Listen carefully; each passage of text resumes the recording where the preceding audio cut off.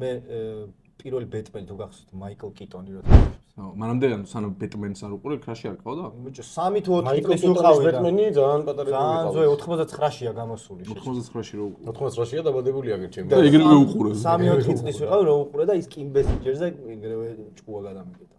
რეზი არ ველაც.იანი პირველი კრა. მაგას ეხლაც ყრა. რასდევალკაში რეზი არ ველაც.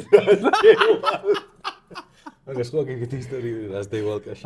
რეზი და კიმ ბესინჯერი არის ესე კი. უკას ქრაში. ტოპ ბედნიერების ქრაში. კრაშები. არ მე არ ყავდა. ცოლიზის იქ და ცხენია ძეები.